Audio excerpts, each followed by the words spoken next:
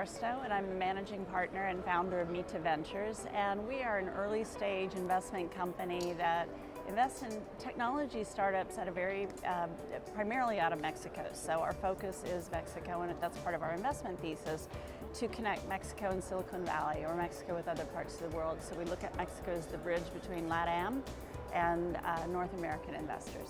The most exciting place we've been since I've been doing this, in 2012, 2013 was when I got started, and I saw the opportunity. I just really felt that it was just a matter of time, and looking at the demographics and the amount of engineers being graduated, just the cost of starting a business coming down, and knowing Mexican ingenuity, I felt it was going to happen at some point. And I would go up to Silicon Valley and I'd meet with people and I'd tell them about the exciting startups I'd see in Mexico, and I couldn't get people's attention that much. Increasingly we did, but when SoftBank decided to invest $5 billion in the region, it was a tipping point, and now everybody is calling me to say, we hear Mexico is really exciting, who do you know? So that's a great place to be. And what's the thing that it's attracting investment here in Mexico? What are the industry, what are these startups, what are the businesses that are really like bringing the attention to us? Fintech has been the leader so far, and that's been predominantly what people have looked to invest in, because obviously there's so many problems to solve with the amount of unbanked, difficulty with e-commerce, and so many needs in terms of financial services. But what I see are, there are, and as Bismarck said in our talk, there are a lot of challenges here, so that creates a lot of opportunities. But I think what's attracting US investors and global investors, China is also interested in the region, is that companies are being started for less of an investment. The talent is very loyal. So in Silicon Valley, there's a huge problem with people jumping around and not being able to retain talent, where here there is a greater sense of loyalty and commitment.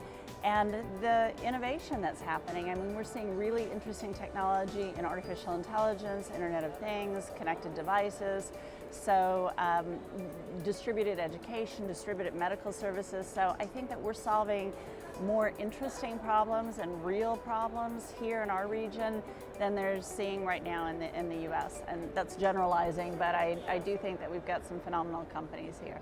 A few things that I tell our startups. One is to be persistent and be resilient, because the investment community in Mexico still is not quite understanding how tech investing differs from traditional private equity or real estate. So it's much more higher risk, but higher potential returns, and there will be terms offered that would cause a company to fail or not attract additional investment. So to be very cautious about your early investors, and to invest on terms that are similar to what Silicon Valley investors would expect to see in the early stages. That's one. The other is to really be hone down how you tell your story.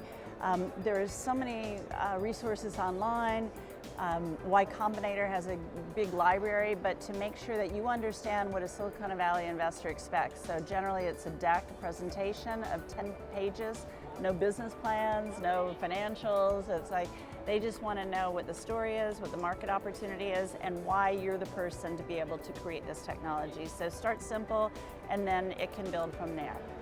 And relationships, to spend time on making relationships with people who can introduce you.